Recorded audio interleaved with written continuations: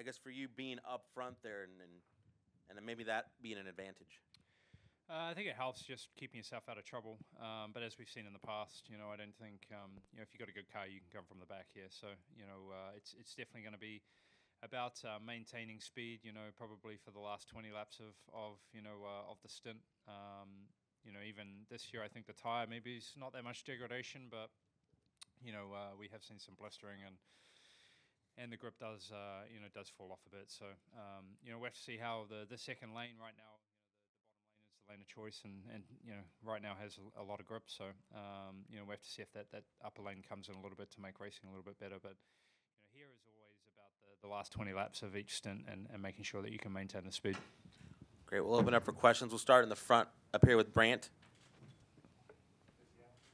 She's bringing up.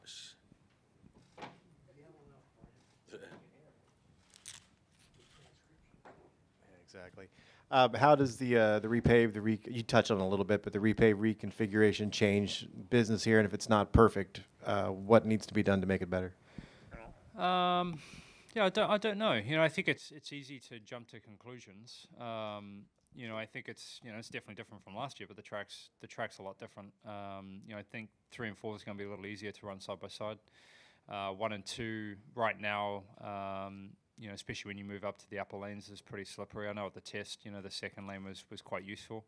So, I think as we run more cars, I'm not sure how they did the aging process, but, it's definitely quite night and day from, the dark patch where the rubber is to as you get up a bit higher. So, I think they've done a great job. Obviously, this track has got to be useful for many different formulas, not just us. So, I think we have a package that is workable and something that will provide good racing. Go over here to your left, Drew. Scott, a lot of people have talked about IndyCar and the number of different winners you guys have had, but you're obviously first in points, Elio's second. Neither of you guys have won, but how close do you feel like you are, and how weird is it, or is it weird at all that you guys are 1-2 with no wins? Well, I've felt close to a win right from St. Pete, but we haven't made the right choices. I think there's definitely 2 or 3 races that we had, good pace and track position. I think they would have won the race, but it didn't play out that way. So that's IndyCar I think is very diverse in many ways, and also the way that the races are run as far as strategy. A lot of the times the fastest cars don't win. So it is what it is. That's what makes it very challenging. From a driving standpoint, but also strategically as well. So I think the positive for us is that we've had very good speed throughout the season, and hopefully if you keep knocking on the door, man, it's going to open up at some point. We're also joined now by Tristan Vautier, driver the number 18 for Dale Coyne Racing, who qualified 5th for tomorrow night's Rainguard Water Sealers 600. Obviously replacing an injured Sebastian Bourdais. Tristan, if you could talk about your qualifying performance and then just getting behind the wheel after such a substantial absence. Yeah, I was a bit nervous, to be honest, just to know how it was going to feel, that first lap out. On the road course, maybe not as much, but here on the Novel, and it's a difficult place. So I was just kind of anxious to get in the car and see how it would be. But after 3-4 laps, it felt okay. Obviously, everything goes a bit faster than when you've done it all season. But I got back in it pretty quick, and the team made it easy just because the car was so good from the start, to be honest. It's really cool to work with these guys, Craig and Olivier, and obviously the rest of the team, but just the cars felt really nice from the start, so it's really helped me out. The quali was good. I think they nailed the downforce quite perfect to the good level. And yeah, I've had some tougher qualies where I didn't qualify as well, so I have to give credit to the team as well. Now we see the race is going to be much tougher for me. Long, obviously, very long, and I've been out for a while, but we have tonight to practice, and we'll see how it goes. Going to continue with questions up here to Bruce. Scott, kind of a follow-up on the 7 different winners, but yet you're not one of them. Do you find it strange that in a season where you haven't won a race, you're leading the points in June? I think us leading the points in June is quite odd.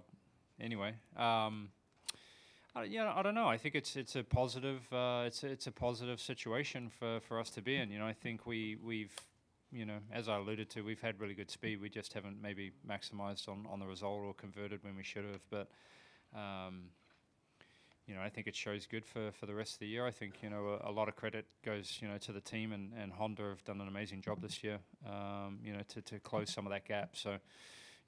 They're pushing hard, and we've seen that they've maybe been pushing a little bit too hard in some areas. But we'll keep digging, and hopefully we can win some races and open up that points gap. Stay down with Joey. Tristan, Coyne Racing is really up the ante this year. A lot of good outings, but you last raced for them in 2015. I know it's a short time, but what's been maybe some of the different changes that you've been able to see on the improved adjustments they've done?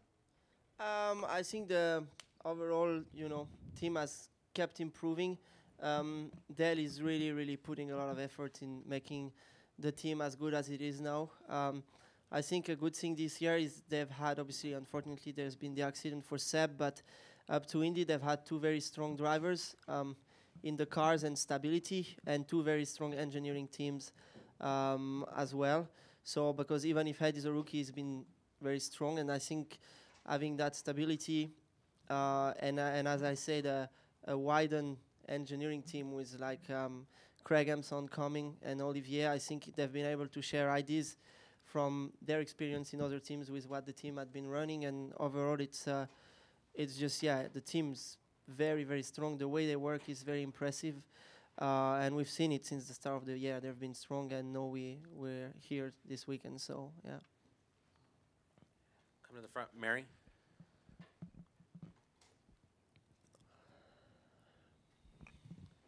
For Scott, it seems that the new track surface, and everybody's been running the low line, they really haven't been able to go up a little bit higher. And even on the scanners, the drivers were asking, has anybody else tried the higher line? And the spotters were saying no. So during the race, it seems that the tires, like the right tires usually would maybe degrade, but because the track's so smooth, do you think that's not going to happen? You're always going to get degradation. Even the sort of the first 6 laps of any tire is the best. And I think on our longer run today, I think we just did 20 laps, and you're starting to get some blistering on the right rear, which is quite normal for a new track surface, and especially when the speeds are up and the loads are quite high. I think Firestone have done a tremendous job from the test and to where we've come to now. You're going to have to run the high line at some point, and quite a lot probably during the race. So I think that will play out a little better. But yeah, I still think that the last 20 laps of every stint, 50 or 55 laps is going to be pretty interesting, and maybe even earlier, especially in the earlier stints at the start of the race with the track temp up.